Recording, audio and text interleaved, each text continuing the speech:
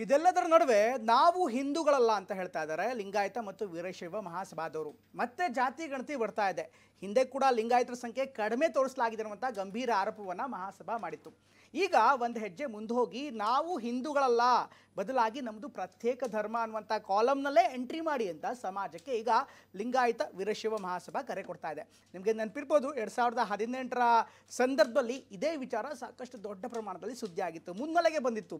ಆ ಸಂದರ್ಭದಲ್ಲಿ BJP ನಾಯಕರು ಇದರ ವಿರುದ್ಧ ಹೋರಾಟವನ್ನು ಮಾಡ್ತಿದ್ರು. ಆದರೆ ಈಗ ಬದಲಾದಂಥ ಸನ್ನಿವೇಶ, ಹೊಸ ಜಾತಿ ಗಣತಿ ಎಂಟ್ರಿ ವೇಳೆ ಮತ್ತೆ ಪ್ರತ್ಯೇಕ ಲಿಂಗಾಯತ ಧರ್ಮ ಹೊಸ ತಿರುವನ್ನು ಪಡೆದುಕೊಳ್ಳುತ್ತಾ? ಇದಕ್ಕೆ BJP ನಾಯಕರ ನಿಲ್ವೇನು, RSS ನಿಲ್ವೇನು, ಕಾಂಗ್ರೆಸ್ ಏನು ಹೇಳುತ್ತೆ? ಕಾಂಗ್ರೆಸ್ ಮತ್ತು BJPಯಲ್ಲಿರುವಂಥ ಲಿಂಗಾಯತ ವೀರಶೈವ ನಾಯಕರು ಒಪ್ತಾರಾ? ಇದರ ಜೊತೆಗೆ ಮಠಾಧಿಪತಿಗಳು ಹಾಗೆಯೇ ಬೇರೆ ಬೇರೆ ಸಮುದಾಯದ ಮುಖಂಡರು ಏನು ಹೇಳ್ತಾರೆ? ನಿಜಕ್ಕೂ ಇಂಟ್ರೆಸ್ಟಿಂಗ್ ಆದಂಥ ಸ್ಟೋರಿಯನ್ನು ಇದರಲ್ಲಿ ನೋಡೋಣ ಬನ್ನಿ.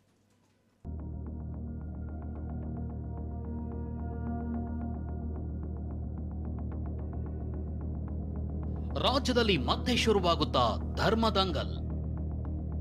ಜಾತಿ ಗಣತಿ ನೆಪ, ಪ್ರತ್ಯೇಕ ಧರ್ಮಕ್ಕೆ ಲಿಂಗಾಯತ ಪರೋಕ್ಷ ಕರೆ. ವೀರಶೈವ ಲಿಂಗಾಯತ ಪ್ರತ್ಯೇಕ ಧರ್ಮದ ಕೂಗು ಮತ್ತೊಮ್ಮೆ ಪ್ರಾರಂಭವಾಗುತ್ತಾ ಅನ್ನೋ ಅನುಮಾನ ಶುರುವಾಗಿದೆ.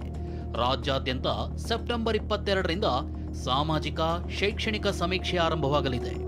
ಧರ್ಮದ ಕಾಲಂನಲ್ಲಿರೋ ಇತರೆ ಕಾಲಂನಲ್ಲಿ ವೀರಶೈವ ಲಿಂಗಾಯತ ಅಂತ ಬರೆಸುವಂತೆ ಮಹಾಸಭಾ ಸೂಚನೆ ನೀಡಿದೆ. ನೇರವಾಗಲ್ಲದೆ ಹೋದ್ರೂ ಪರೋಕ್ಷವಾಗಿ ವೀರಶೈವ ಲಿಂಗಾಯತ ಧರ್ಮದ ಪ್ರತ್ಯೇಕ ಧ್ವನಿ ಎದ್ದಿದೆ. ಅಂಥದ್ದೊಂದು ಪ್ರಯತ್ನ ತೆರೆಮರೆಯಲ್ಲಿ ನಡೀತಿದೆ ಅನ್ನೋದು ಸ್ಪಷ್ಟ. ಇದೀಗ ಸರ್ಕಾರ ನಡೆಸಲು ಮುಂದಾಗಿರೋ ಜಾತಿ ಜನಗಣತಿಯಲ್ಲಿ ಇದರ ಲಾಭ ಪಡೆಯಲು ಸಮುದಾಯ ಮುಂದಾಗ್ತಿದೆಯಾ ಅನ್ನೋ ಪ್ರಶ್ನೆ ಮೂಡಿದೆ. ಈ ಹಿಂದೆ ಸಾಮಾಜಿಕ ಶೈಕ್ಷಣಿಕ ಸಮೀಕ್ಷೆ ನಡೆದಾಗ ಬಹುತೇಕ ಲಿಂಗಾಯತರು ಹಿಂದೂ ಲಿಂಗಾಯತ, ಹಿಂದೂ ವೀರಶೈವ ಅಂತ ನಮೂದಿಸಿದ್ರು. ಆದರೆ ಈ ಬಾರಿ ವೀರಶೈವ ಲಿಂಗಾಯತ ಅಂತ ನಮೂದಿಸಲು ಕರೆ ನೀಡಲಾಗಿದೆ. ವೀರಶೈವ ಲಿಂಗಾಯತ ಧರ್ಮಕ್ಕೆ ಇದುವರೆಗೂ ಪ್ರತ್ಯೇಕ ಧರ್ಮದ ಮಾನ್ಯತೆ ಸಿಕ್ಕಿಲ್ಲ. ಹಿಂದೂ ಧರ್ಮದಿಂದ ವೀರಶೈವ ಲಿಂಗಾಯತ ಇನ್ನೂ ಹೊರಗಡೆ ಹೋಗಿಲ್ಲ. ಆದರೆ ಹಿಂದೂ ವೀರಶೈವ ಲಿಂಗಾಯತ ಅಂತ ಗುರುತಿಸಿಕೊಳ್ಳಲು ಸಮುದಾಯ ಸಿದ್ಧವಿಲ್ಲ ಅನ್ನೋದು ಇದರಿಂದ ಸ್ಪಷ್ಟ. ಧರ್ಮದ ಇತರ ಕಾಲಂನಲ್ಲಿ ಪ್ರತಿಯೊಬ್ಬರು ಇವತ್ತು ವೀರಶೈವ ಲಿಂಗಾಯತಂದೇ ಬರೆಸಬೇಕು ಅಂತ ಹೇಳಿ ಮಹಾಸಭೆ ವತಿಯಿಂದ ನಾನು ಎಲ್ಲರ ಅಭಿಪ್ರಾಯವನ್ನು ಪಡೆದುಕೊಂಡು ಇವತ್ತು ಅದು ಘೋಷಣೆಯನ್ನು ಮಾನ್ಯ ಅಧ್ಯಕ್ಷರ ಪರವಾಗಿ ಮಾಡ್ತಾ ಇದ್ದೇನೆ. ಇನ್ನು ಈ ಬಗ್ಗೆ ಮಹಾಸಭಾದ ರಾಜ್ಯ ಘಟಕದ ಅಧ್ಯಕ್ಷ ಶಂಕರ್ ಮಹಾದೇವ್ ಬಿದ್ರಿ ಮಾತನಾಡಿದ್ದಾರೆ. ಪ್ರತ್ಯೇಕ ಧರ್ಮದ ಮಾನ್ಯತೆಯನ್ನ ಅಧಿಕೃತವಾಗಿ ನೀಡಿಲ್ಲ, ಅದನ್ನ ಪರಿಗಣಿಸೋ ಅಗತ್ಯವಿದೆ. ನಾವೆಲ್ಲರೂ ಒಗ್ಗಟ್ಟಾಗಿ ಹೋದ್ರೆ ಶೋಷಿತರಿಗೆ ಬಲ ಕೊಡಬಹುದು. ಈ ಒಂದು ನಿಲುವಿಗೆ ಎಲ್ಲರೂ ಬದ್ಧರಾಗಿರಬೇಕು ಅಂದಿದ್ದಾರೆ. ಲಿಂಗಾಯತರನ್ನ ಒಂದು ಜಾತಿ ಅಂತ ಪರಿಗಣಿಸಬಾರದು. ನಿಜ, ನಮಗೆ ಇನ್ನೂ ಸ್ವತಂತ್ರ ಧರ್ಮದ ಮಾನ್ಯತೆ ಸಿಕ್ಕಿಲ್ಲ.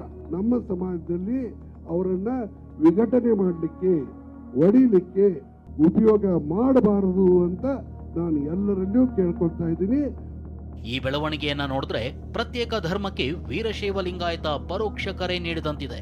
ಇತರೆ ಧರ್ಮದ ಕೋಡ್ನಲ್ಲಿ ವೀರಶೈವ ಲಿಂಗಾಯತ ನಮೂದು ಮಾಡುವಂತೆ ಸೂಚನೆ ನೀಡಿರೋದು ವೀರಶೈವ ಲಿಂಗಾಯತ ಸನಾತನ ಹಿಂದೂ ಧರ್ಮದ ಭಾಗವಲ್ಲ ಎಂಬುದನ್ನ ಸ್ಪಷ್ಟಪಡಿಸಿದಂತಿದೆ. ಇದು ಕೇವಲ ಶೈಕ್ಷಣಿಕ ಸಾಮಾಜಿಕ ಸಮೀಕ್ಷೆಗೆ ಮಾತ್ರ ಸೀಮಿತವಾಗಿರುತ್ತಾ ಅಥವಾ ಪ್ರತ್ಯೇಕ ಧರ್ಮದ ಕೂಗಿಗೆ ಹೋರಾಟದ ರೂಪವೂ ಸಿಗುತ್ತಾ ಕಾದು ನೋಡಬೇಕಿದೆ. ಪ್ರಸನ್ನ ಗಾಂವ್ಕರ್, TV9 ಬೆಂಗಳೂರು.